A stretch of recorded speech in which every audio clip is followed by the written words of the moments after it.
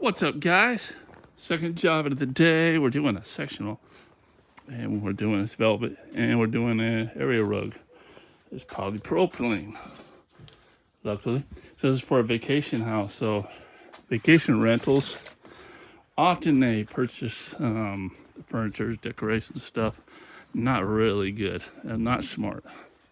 Not really their fault. They want to make it look classy, and but a lot of cases.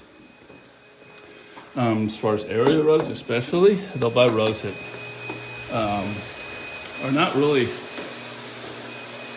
good candidates for maintenance, right? A lot of them are just decoration type of rugs, like viscos and stuff like that. And for instance, this is a velvet couch. So velvet is probably not the best upholstery fabric to get for a vacation rental, especially in wine country, right? It's sensitive material. There's techniques to it. You do it dry, and you could do it wet, but you have to really be very careful on the moisture and how much you're getting it wet and stuff like that. So yeah, you can't throw the kitchen sink at stuff like this, but for like polyester rugs, definitely. And this definitely needs probably the kitchen sink. See how soiled that is? Hasn't been cleaned in a long time. This is a property management company that only deals with vacation rentals. And really nice people. We clean their home and they love us. So we got their properties as long as we keep doing good. So yeah, we can go ahead and get this done. She already vacuumed everything up, and I'm gonna go through pre-spray everything, light scrub, and extract should do the job. All right, so for this we use this Mr. tip. It came with my Flow Zone here, Typhoon 3.0. Love this machine, by the way. Different tips for different situations. So anyway, this Mr. tip for fine fabrics, really, really good. I like it. I like it a lot. Like Forrest Gump.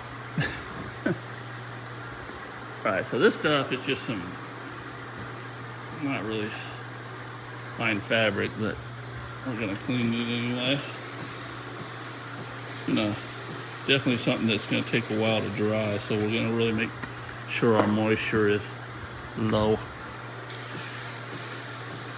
But basically it just needs to be dried for tomorrow, for the next renders come. So I'm just going ahead and pre-spraying this stuff right now. Brenda's gonna go, she's gonna agitate where needed, hand it off to me. I'm gonna do the wrench, and that's our routine. It's like an assembly line.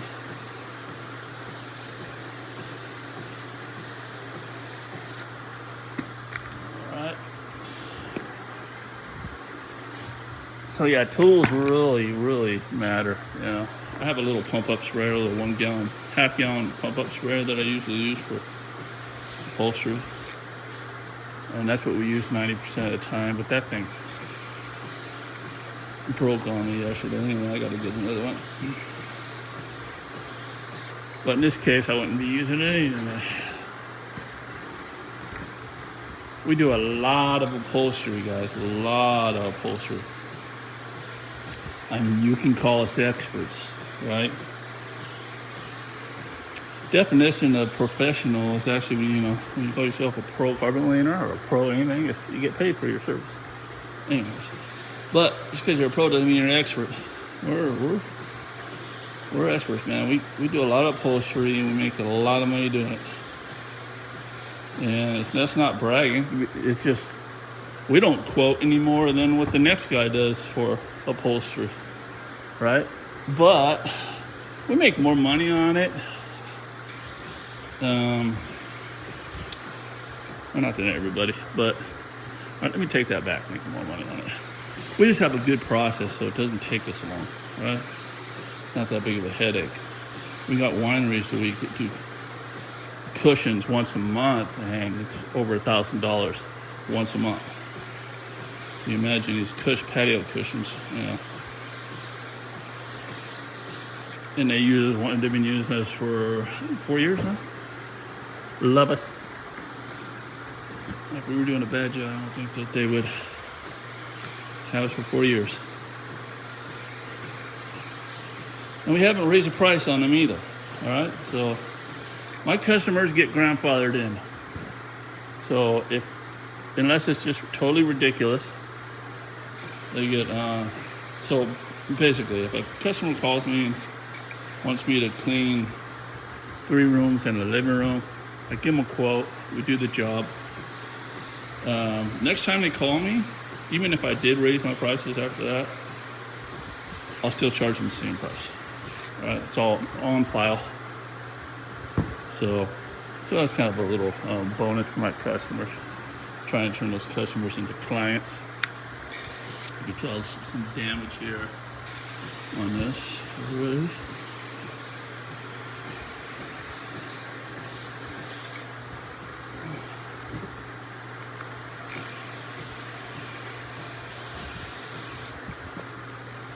The customers that actually, the property management, the people that hired us to do this job, we did their house. They have a home that we did the house, the work at, and their pool itself is $500,000. And what they do is they rent it out, right, as an Airbnb. And they have multiple homes. So they just live from place to place, you know, as they rent their Airbnbs and stuff out. So as far as RVs and stuff like that. So basically they pay for nothing out of their own pocket. Customers pay for the mortgages, pay for their RV payment and everything. So that's another source of income, just kind of building your portfolio, not just if you're in the carpet cleaning business, you're making great money and you're just loving it, right? Don't stop at that. Start taking that extra money, buying assets. Buy assets so where you can make money off of it. So, for instance, we're now renting our RV out, and now we don't have RV payments. People say, "Man, you got a big RV payment." My RV payment, I'll tell you right now, guys, is $1,000, just under $1,000 for an RV. But I don't have to pay the payments. So, a little food for thought, guys. I know that was a little off topic of carpet cleaning, but anyway, I mean, this is just stepping stone to other things, right? Okay, we're gonna go ahead and get this done. I can't record. All right, maybe record when I'm done. Stay tuned.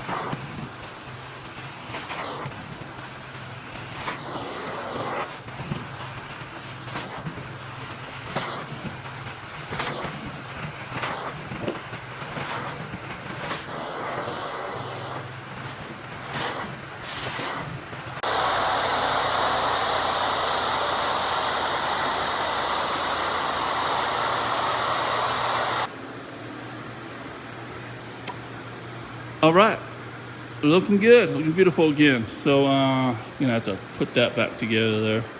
So yeah, that's it for this one. Vacation rentals are a good, very good account to get. Reaching out to them and stuff, people in your area. If you're in an area where they provide that, Airbnbs and stuff like that.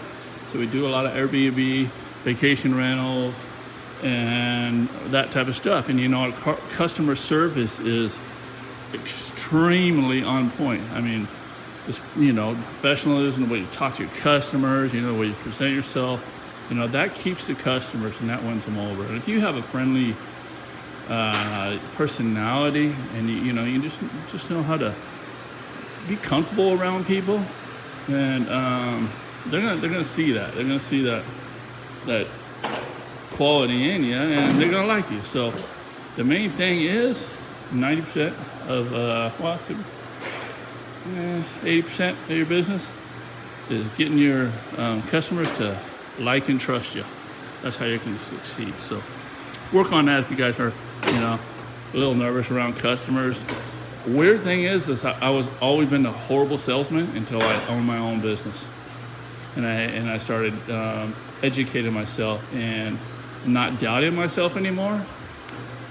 And it just made me so more comfortable with talking to people and, you know, and explaining the process and, you know, just carry on that convo with them. You know, that, I mean, it's huge. Some customers are just not going to be in for that at all. I understand that. But I treat all customers the same. And this one as well. So, yeah.